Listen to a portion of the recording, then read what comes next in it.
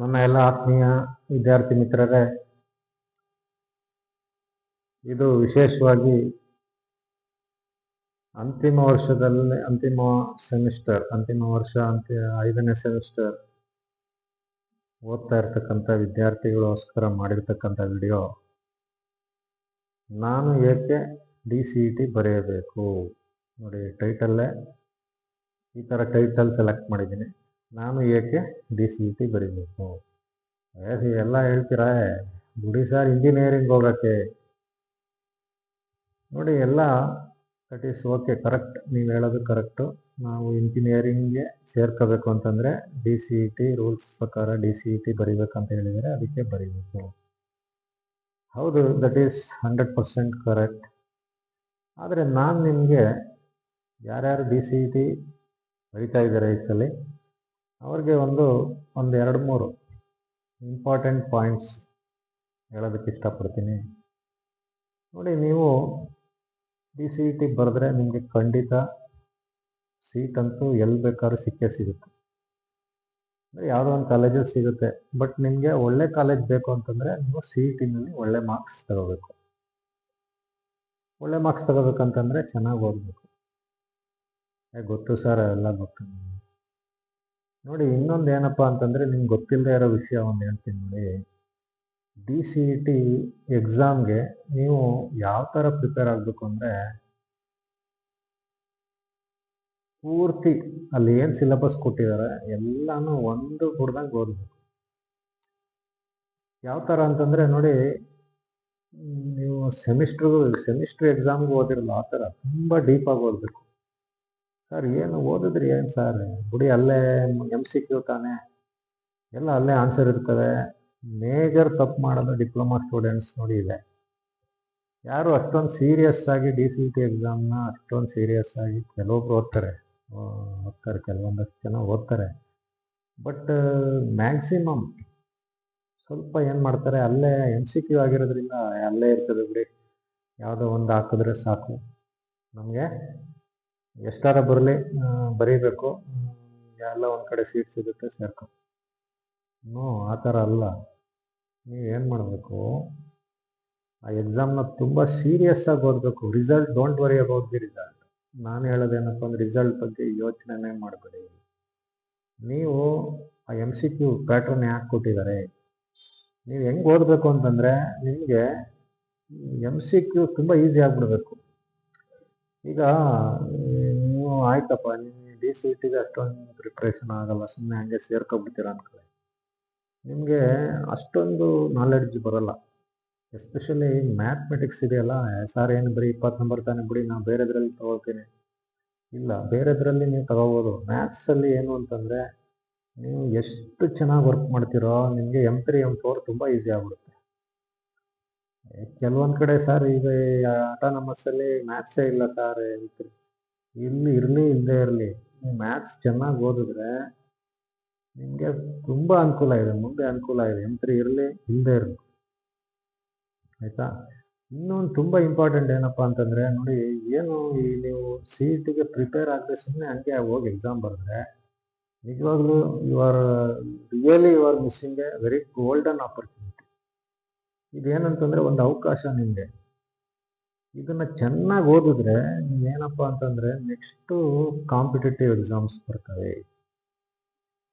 ಆ competitive exams ಎಲ್ಲ almost 95% ಎಕ್ಸಾಮ್ಗಳೆಲ್ಲ MCQ based, ಎಲ್ಲ ಅದರಲ್ಲಿ ಹೆಂಗೆ ಆನ್ಸರ್ ಮಾಡೋದು ಅಂತ ನೀವು ಕಲ್ತ್ಕೋಬೋದು. ನಾನು ಇದುವರೆಗೆ ಟ್ರೈನ್ ಮಾಡಿದ ಸ್ಟೂಡೆಂಟ್ಸ್ಗೆಲ್ಲ ಯಾವ ಥರ ನೀವು ಆನ್ಸರ್ ಮಾಡಬೇಕಂದ್ರೆ ಏನು ಟೆಕ್ನಿಕ್ ಯೂಸ್ ಎಲ್ಲನೂ ಹೇಳ್ಕೊಡ್ತೀನಿ. ಅದನ್ನು ನೀವು ಕಲ್ತ್ಕೋಬೇಕು. ಸರ್ ಹೆಂಗೆ ಬರುತ್ತೆ ಅಂದರೆ ನೀವು ಪ್ರಾಕ್ಟೀಸ್ ಮಾಡ್ತಾ ಇದ್ರೆ ಬರುತ್ತೆ. ಸೀರಿಯಸ್ ಆಗಿ ಕೂತ್ಕೋಬೇಕು. ಏನು ಸಿಲೆಬಸ್ ಕೊಟ್ಟಿದ್ದಾರೆ ಎಲ್ಲ ಎಕ್ಸಾಮಲ್ಲೂ ಅಷ್ಟೇ. ನೀವು ಯಾವುದೇ ಒಂದು ಗೌರ್ಮೆಂಟ್ ಎಕ್ಸಾಮ್ ಆಗ್ಬೋದು ಅಥವಾ ನಿಮ್ಮ ಕ್ಯಾಂಪಸ್ ಇಂಟರ್ವ್ಯೂ ಅಂತ ಬರುತ್ತೆ, ಅಲ್ಲೂ ರಿಟರ್ನ್ ಟೆಸ್ಟ್ ಕೊಡ್ತಾರೆ. ಆ ಎಕ್ಸಾಮ್ಗಳೆಲ್ಲ ನೀವು ಕ್ರ್ಯಾಕ್ ಮಾಡೋದಕ್ಕೆ ದಿಸ್ ಇಸ್ ದಿ ಬೇಸ್. ಡಿಪ್ಲೊಮಾದಲ್ಲಿ ನೀವು CETನ ಚೆನ್ನಾಗಿ ಓದಿದ್ರೆ ನನ್ನ ಪ್ರಕಾರ you can crack any competitive exams, ಡೆಫಿನೆಟಾಗಿ ಕ್ರ್ಯಾಕ್ ಮಾಡ್ಬೋದು. DCETನೂ ಅಷ್ಟೇ ಒಳ್ಳೆ ಮಾರ್ಕ್ಸ್ ತಗೋಬೋದು. ಕರೆಕ್ಟಾಗಿ ಓದಬೇಕು. ಅಲ್ಲೇನು ಕೊಟ್ಟು ಎಲ್ಲನೂ ಒಂದಿಲ್ದಂಗೆ ಎಲ್ಲ ಏನು ಯೂನಿಟ್ಸ್ ಕೊಟ್ಟಿದ್ದಾರೆ, ಏನೇನು ಸಿಲೆಬಸ್ ಕೊಟ್ಟಿದ್ದಾರೆ ಎಲ್ಲನೂ ಓದ್ತು ಅಂತಂದರೆ ನೀವು ನಿಜವಾಗ್ಲೂ ನೆಕ್ಸ್ಟ್ ಎಕ್ಸಾಮ್ಗೆ ಯಾವ ಥರ ಓದಬೇಕಂತ ನಿಮ್ಗೆ ಗೊತ್ತಾಗ್ಬಿಡ್ತದೆ. ಆಮೇಲೆ ನೀವು ಬಿನೂ ಅಷ್ಟೇ ತುಂಬ ಈಸಿ ಆಗ್ಬಿಡ್ತದೆ, ತುಂಬ ಈಸಿ ಆಗುತ್ತೆ. ನೀವು ಸುಮಾರು ಜನ they are not taking it as very serious ಆಗಿ ತಗೊಳ್ತಾ ಇಲ್ಲ. ನನ್ನ ಪ್ರಕಾರ ತುಂಬ ಜನ ಅಷ್ಟೊಂದು ಸೀರಿಯಸ್ ಆಗಿ ಈ DCET ಎಕ್ಸಾಮ್ನ ಬರೀತಾ ಇಲ್ಲ ಅಂದ್ಕೊಂಡಿದ್ದೀನಿ. ನೀವು that is the major mistake ಇವಾಗ ಎಲ್ಲ ಫೈನಲ್ ಇಯರ್ ಸ್ಟೂಡೆಂಟ್ಸ್. ಅದನ್ನೇ ನನ್ನ ಪ್ರಕಾರ ತುಂಬ ದೊಡ್ಡ ತಪ್ಪದು. ನೀವು ತುಂಬ ಸೀರಿಯಸ್ ಆಗಿ ತಗೊಂಡು ಎಕ್ಸಾಮ್ನ ಬರೀರಿ. ಈಗ ಯಾರು ನೀವು ನೆಕ್ಸ್ಟ್ 2026ಗೆ ಯಾರು CET ಬರೀತಾ ಇದ್ರ, ಖಂಡಿತ ಅವರು ಸೀರಿಯಸ್ ಆಗಿ ಬರೀರಿ. ಸೀರಿಯಸ್ ಆಗಿ ಅಂತಂದರೆ ಫುಲ್ ಪ್ರಿಪೇರ್ ಆಗಿ ಬರೀರಿ. Don't worry about the rank. ನೀವು ಚೆನ್ನಾಗಿ ಓದಿದರೆ 100% you will get a very good rank and also you will get a very good college. ಆಮೇಲೆ ಇನ್ನೊಂದು ಏನಪ್ಪ ಅಂತಂದರೆ ಎಲ್ಲರೂ ನನಗೆ ಅದೇ ಕಾಲೇಜ್ ಬೇಕು, ಇದೇ ಕಾಲೇಜ್ ಬೇಕು, ಏನಿಲ್ಲ. ಯಾವ ಕಾಲೇಜಲ್ಲಿ ಓದಿದ್ರೆ ಏನು ತೊಂದರೆ ಇಲ್ಲ. ಯಾವ ಕಾಲೇಜಲ್ಲಾರ ಓದಿ, ಚೆನ್ನಾಗಿ ಓದಿ. ಸುಮ್ಮನೆ ನೀವು BE ಮಾಡ್ತೀನಿ ಅಂದ್ಬಿಟ್ಟು ಜಸ್ಟ್ ಪಾಸ್ ಆದರೆ ದೇರ್ ಇಸ್ ನೋ ಯೂಸ್. ಇದನ್ನು ತಲೆಯಲ್ಲಿ ಇಟ್ಕೊಳ್ಳಿ. ಸುಮ್ಮನೆ BE ಹೋಗ್ಬಿಟ್ಟು ಬರೀ ಪಾಸ್ ಆದರೆ ಯಾವುದೇ ಬೆಲೆ ಇಲ್ಲ. ನೀವು ಯಾವ ಥರ ಕಂಪ್ಲೀಟ್ ಮಾಡಬೇಕು ಅಂತಂದರೆ, ಏನೋ ಒಂದು ಹೊಸ ಸ್ಕಿಲ್ ಬೆಳೆಸ್ಕೋಬೇಕು. ಯಾವುದೇ ಒಂದು ಎಕ್ಸಾಮ್ ಕೊಟ್ಟರು ಪಾಸ್ ಮಾಡೋಂಗೆ ಓದ್ಬೇಕು ನೀವು. ಅದು ಹೆಂಗೆ ಅಂತಂದರೆ ಎಲ್ಲನೂ ಓದ್ಬೇಕಷ್ಟೆ. ಅಲ್ಲಿ ಏನು ಹಾಕಿರ್ತಾರೆ ಸಿಲೆಬಸ್ಸಲ್ಲಿ ಏನಿರ್ತದೆ, ಅದಕ್ಕೆ ನೀವು DCET ಚೆನ್ನಾಗಿ ಓದಿದ್ರೆ ಮುಂದಕ್ಕೆ ಯೂಸ್ ಆಗುತ್ತೆ. ಚೆನ್ನಾಗಿ ಇಂಜಿನಿಯರಿಂಗಲ್ಲೂ ಒಳ್ಳೊಳ್ಳೆ ಮಾರ್ಕ್ಸ್ ತಗೋಬೋದು. DCETನ ಸೀರಿಯಸ್ ಆಗಿ ತಗೊಳ್ಳಿ. ಸೀರಿಯಸ್ ಆಗಿ ತಗೊಂಡು ಚೆನ್ನಾಗಿ ಓದಿ. ಒಂದು ವರ್ಡ್ ಬಿಡ್ಬಿಡಿ. ಅಲ್ಲೇನಿದೆ ನೋಡಿ, ಸಿಲೆಬಸ್ಸಲ್ಲಿ ಏನಿದೆ ಅದು ಒಂದು ಟಾಪಿಕ್ಕು ಬಿಡಬಾರ್ದು. ಹಂಗೆ ಓದ್ಬಿಟ್ಟು ಅದು ಯಾರು ಹಂಗೆ ಓದ್ತಾರೆ ಡೆಫಿನೆಟಾಗಿ ಅವರು ನನ್ನ ಪ್ರಕಾರ they can crack any exam. ನಾನು ಜಾಸ್ತಿ ನಿಮಗೆ ಸ್ಟ್ರೆಸ್ ಮಾಡ್ತಾ ಇರೋದು ಏನಪ್ಪ ಅಂತಂದರೆ, ಕಾಂಪಿಟೇಟಿವ್ ಎಕ್ಸಾಮ್ ಪಾಸ್ ಆಗಲಿ ನೀವು ಅಂತ. ಪಾಸ್ ಆಗಬೇಕಂದ್ರೆ DCET ಚೆನ್ನಾಗಿ ಓದಬೇಕು. ನಿಮಗೆ ಎಲ್ಲರಿಗೂ ಗೌರ್ಮೆಂಟ್ ಕೆಲ್ಸಕ್ಕೆ ಹೋಗ್ಬೇಕು ಅಥವಾ ಒಳ್ಳೆ ಕೆಲ್ಸಕ್ಕೆ ಹೋಗ್ಬೇಕಂತ ಆಸೆ ಇರ್ತದಲ್ವ. ಆಸೆ ಇದೆ ಅಂತಂದರೆ DCET ಚೆನ್ನಾಗಿ ಓದಿ. ಇಲ್ಲ ಸೀರಿಯಸ್ ಆಗಿ ತಗೋಬೇಕಷ್ಟೇ. ನೀವು ಸೀರಿಯಸ್ ಆಗಿ ತಗೊಂಡು ಎಕ್ಸಾಮ್ ಇದೆಯಪ್ಪ, MCQ ಇದೆ ಬಿಡು, ಅಲ್ಲೇ ಆನ್ಸರ್ ಇರ್ತದೆ, ಅವೆಲ್ಲ ಇಟ್ಕೊಳ್ಳೇಬಾರ್ದು. ಮೇನ್ ಎಕ್ಸಾಮ್ಗಿಂತ ತುಂಬ ಚೆನ್ನಾಗಿ ಓದಬೇಕು. ಇಲ್ಲ ನಾನು ಎಲ್ಲನೂ ಪ್ರಿಪೇರ್ ಆಗ್ತೀನಿ, ಎಲ್ಲ ಹೋಗಿ ಬರೀಬೇಕು. ಪ್ರಿಪೇರ್ ಆಗಬೇಕು, ಚೆನ್ನಾಗಿ ಗೈಡೆನ್ಸ್ ತಗೋಬೇಕು, ಬರೀಬೇಕು. ಆವಾಗ ನೋಡಿ ನಿಮಗೆ ಗ್ಯಾರಂಟಿ ಒಳ್ಳೆಯದಾಗುತ್ತೆ. ಮುಂದೆ ಯಾವುದಾದ್ರೂ ಯೂಸ್ ಆಗೇ ಆಗುತ್ತೆ. ಗೊತ್ತಾಯ್ತಲ್ವಾ? ನೋಡಿ ಇಷ್ಟು ಹೇಳ್ತಾ ತುಂಬ ಏನೇನೋ ಹೇಳ್ಬಿಟ್ಟೆ ಅನಿಸುತ್ತೆ. ಒಟ್ಟಿನಲ್ಲಿ ನಂದು ಏನಪ್ಪ ಉದ್ದೇಶ ಅಂದರೆ, ಸ್ವಲ್ಪ ಸೀರಿಯಸ್ ಆಗಿ ತಗೊಂಡು ಎಕ್ಸಾಮ್ ಬರೀರಿ, DCET ಬರೀರಿ, ಒಳ್ಳೆಯದಾಗಲಿ.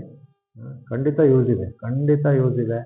ನೀವು ಅದನ್ನು ಸೀರಿಯಸ್ ಆಗಿ ತಗೊಳ್ಳೋ ಸುಮ್ಮನೆ MCQ ಇದೆ ಅಂತ ಹೋಗಿ ಬರೆದ್ರೆ ನೋ ಯೂಸ್. ನಿಜವಾಗ್ಲೂ ಯೂಸ್ ಇಲ್ಲ. ಮುಂದೆ ನಿಮಗೆ ತೊಂದರೆ ಆಗುತ್ತೆ. ಮ್ಯಾಥ್ಸ್ ನೋಡಿ, ಮ್ಯಾಥ್ಸಲ್ಲಿ ಇನ್ನೊಂದು ಹೇಳ್ಬಿಡ್ತೀನಿ. ಮ್ಯಾಥ್ಮೆಟಿಕ್ಸಲ್ಲಿ ಯಾಕಪ್ಪ ಓದಬೇಕು ಅಂದರೆ, ಈ ಇಂಜಿನಿಯರಿಂಗ್ ಹೋದಾಗ ನಿಮಗೆ ಮ್ಯಾಥ್ಸ್ ಏನೂ ಗೊತ್ತಾಗಲ್ಲ.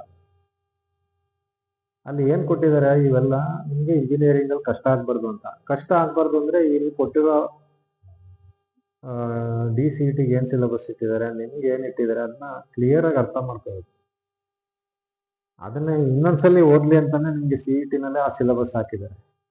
ನಿಮ್ಗೇನು ಈಗ ಫಸ್ಟ್ ಇಯರಲ್ಲಿ ಓದಿರ್ತೀರ, ಅವೆಲ್ಲ ಮರ್ಬಿಟ್ಟಿರ್ತೀರ, ಇನ್ನೊಂದ್ಸಲಿ ರಿವೈಸ್ ಆಗಲಿ, ಥರ್ಡ್ ಸೆಮ್ ಈಸಿ ಆಗಲಿ ಅಂತ ಹಾಕಿದ್ದಾರೆ. ಕೆಲವೊಬ್ಬರು ಮ್ಯಾಥ್ಸ್ ಕಷ್ಟ ಅಂತ ಮ್ಯಾಥ್ಸನ್ನೇ ಬಿಟ್ಬಿಟ್ಟು ಬೇರೆದು ಓದ್ತೀರಾ. ಹಂಗೆ ಮಾಡಿಬಿಡಿ. ಮ್ಯಾಥ್ಸನ್ನು ಸ್ವಲ್ಪ ಸೀರಿಯಸ್ ಆಗಿ ತಗೊಳ್ಳಿ, ಆಯಿತಾ? ಎಕ್ಸಾಮ್ನು ಸೀರಿಯಸ್ ಆಗಿ ತಗೊಂಡು ಚೆನ್ನಾಗಿ ಓದಿ.